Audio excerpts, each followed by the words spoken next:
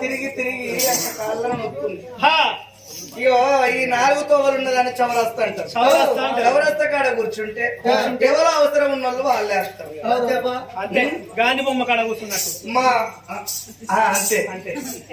అటువంటి పనులు అమ్ముకుంటూ వస్తున్నారు.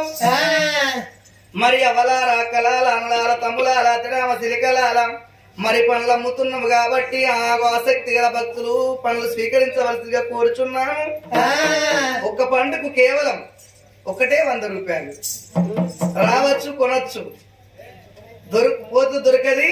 వెంటనే రావాలి, చెప్పనే పోవాలి. మళ్ళా సమయం ఆసన్నం అవుతుంది. తుమ్మ చూసుకురా, కూర్చోవే.